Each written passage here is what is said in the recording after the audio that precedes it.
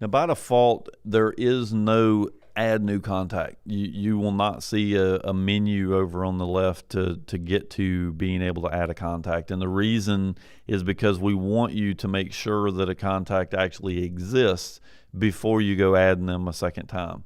So what we've done to try to help eliminate some of the duplicate customers is we've added the add new contact control to the locate screen.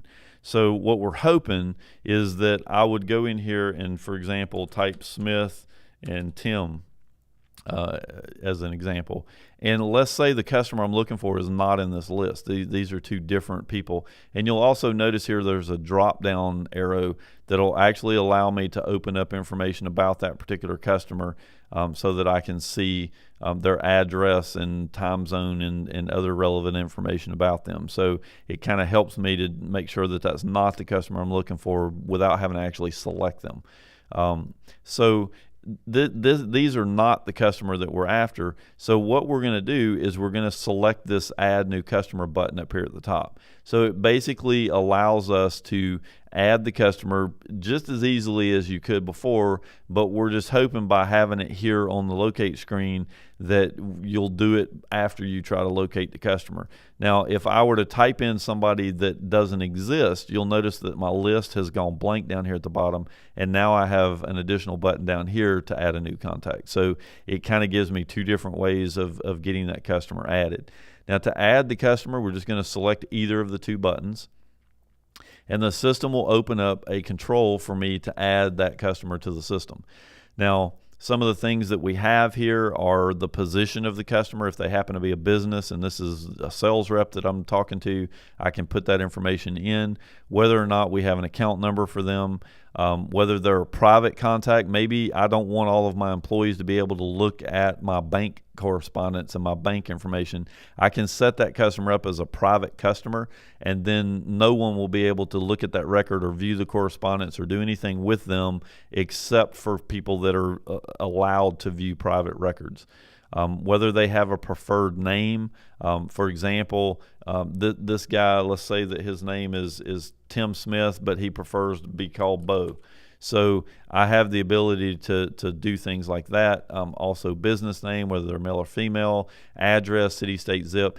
Now, while I'm here, I want to mention the city, state, zip stuff. By default, we have put in almost pretty much all of the city, states, and zips for the United States. If you need to add another country that's not in your list, you hit the plus sign here, select the customer, select the label type that you want to have show up for the postal codes, and save it, and that will add an additional country. If you want to add an additional state, then you click the plus sign to add the state. But there is absolutely no condition in the United States where you should ever go in and add a new state, because all the states are already here. For some reason, we do have customers that will continuously go in and create multiple states for the same thing that's already in the system, and I don't know why they do that. The process that you should go through when trying to put in a city, state, and zip is to put the zip code in. So if I go in and start typing in 30233 as an example, it brings up a list here that I can select from. If I don't see the information that I'm looking for, then I can tell it to add the location, and that will actually bring up the city, state, zip control for me to actually create a new city, state, zip for this new place that I'm actually putting into the system. So don't go click the new state thing unless you're working with another country. It just causes more problems than it's worth, because we end up having to go in and clean things up for you. And I really, again, I don't know what the purpose in doing that would be anyway. So we have the ability to put in our city, state, zip information, our phone information. If you want to add an additional phone number, so let's say that I put in a phone number, and it will automatically put your dashes and stuff in there, so you don't have to do all that. You actually tell Lizzie over in the setup screen what format you want to use for the telephone numbers, and it'll automatically do that for you. Whether they have an extension, let's say this is their business number, and now I want to add a mobile number. So I'm just going to hit the plus sign here. It gives me another box. I put in whatever the phone number is for their mobile number, and then I come down and tell it that that's their mobile. And you can continue to do this as many times as you want for that particular customer.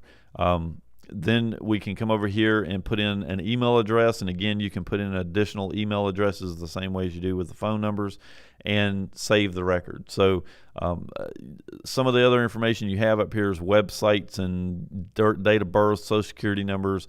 So that there are other things that you can fill out here, but they're not required. And in fact, technically, the only thing that's really required is that we have either a business name or a first and last name, or any combination of.